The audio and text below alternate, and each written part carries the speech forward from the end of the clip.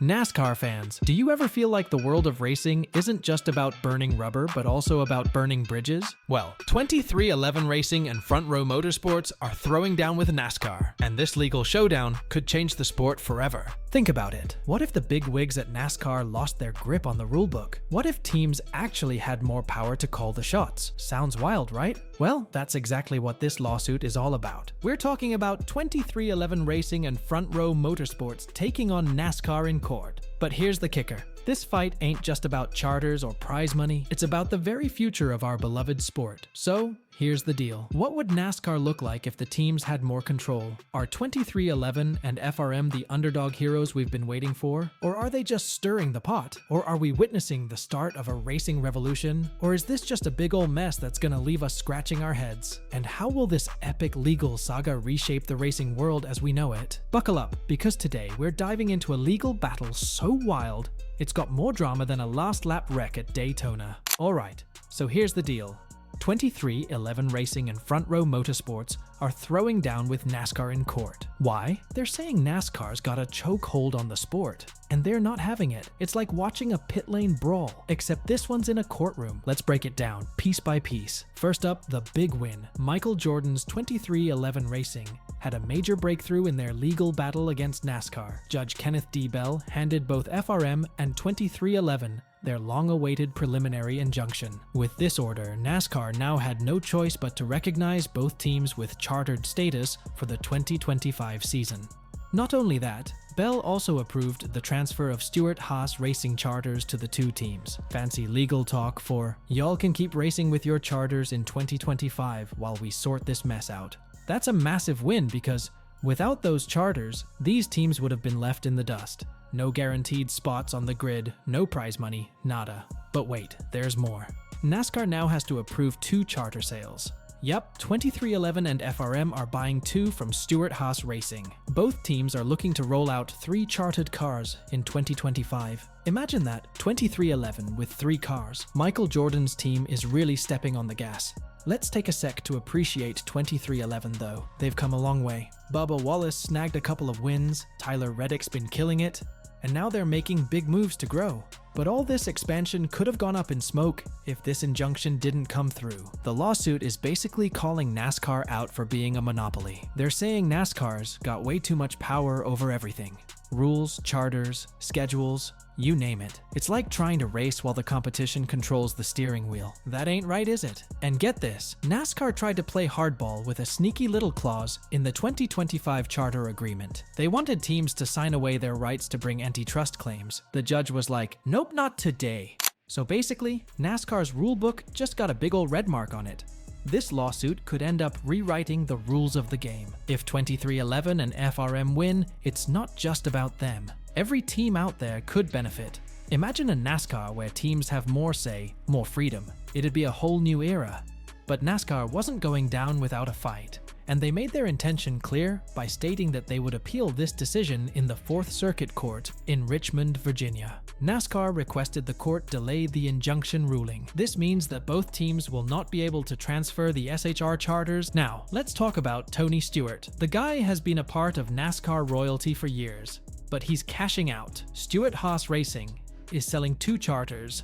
And guess who's buying? Yup, 2311 and FRM. Here's the kicker. This sale is tied up in all this legal drama. With the announcement of SHR's departure, Smoke was set to part ways with NASCAR and focus on his new adventures. His partner, Gene Haas, retained a charter for himself to set up the Haas factory team, but the 2 owners decided to sell the remaining 3 charters. The estimated value of the Cup Series charter is between $20 to $25 million, and the successful sale of the 3 charters will leave Stewart with a bucket load of cash. NASCAR's appealing the court's decision, so the sale isn't final yet. It's like Tony's stuck in the world's slowest pit stop, waiting for the green light. Although the dispute is between the 2 teams and NASCAR, Tony Stewart and Gene Haas seem to be caught in the crossfire, and their charters are unclear. Despite the injunction, 2311 Racing and FRM will only be able to retain the charters for the 2025 season. There's no clarity on what will happen to the charters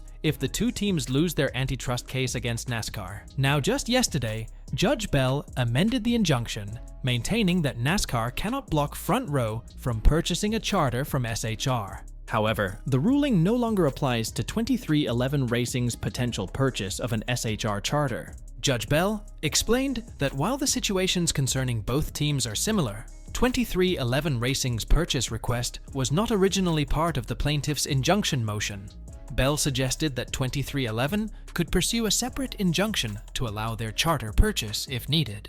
And while all this is going down, Tony's off living his best life in NHRA drag racing. He's basically saying, NASCAR, I'm out. Y'all deal with your drama. Gotta respect the man for knowing when to shift gears, right? Now let's talk about fallout. If 2311 and FRM had lost this injunction, it would have been game over for their plans. No charters? That means no guaranteed slots, no prize money, and sponsors might have bailed faster than a car in a last lap wreck. Even Tyler Reddick's contract could have been toast. Can you imagine losing a talent like Reddick because of some legal red tape? Crazy. But here's the bigger picture. This lawsuit isn't just about charters, it's about the future of NASCAR. If 2311 and FRM pull off this legal win, it could force NASCAR to loosen its grip and give teams more control. However, this deal could change everything for all the teams as well. With all the teams potentially gaining from this verdict, this will mark a turning point in the relationship between NASCAR and its teams. With 13 teams unwilling to fight back against the charter agreement, with Rick Hendrick himself saying, I was just tired. Not everybody was happy, but in any negotiation, you're not going to get everything you want. Now, NASCAR will have to comply with 2311 and FRM's requests, which could prompt teams not to roll over easily in front of the governing body and stand up for themselves. Replying to a fan on X, formerly Twitter, Fox Sports reporter Bob Pockrass wrote, changes to the charter agreement as a result of the lawsuit that most likely would be for all teams, suggesting that if Michael Jordan's 2311 Racing and Bob Jenkins' FRM won the lawsuit, it would open new opportunities for the other 13 teams on the grid. That means more competition, more innovation, and maybe even more teams joining the sport. So, what happens now? Well, we're in for a long ride.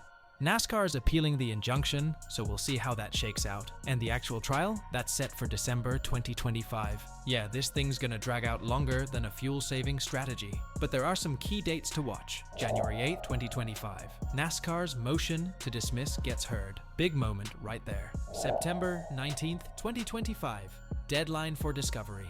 That's when all the dirt comes out. December 1st, 2025. Trial starts. Mark your calendars, folks. Here's the deal, NASCAR fans. This case isn't just legal mumbo-jumbo. It's a fight for the soul of the sport. It's David versus Goliath, underdogs versus the establishment, with the future of NASCAR on the line.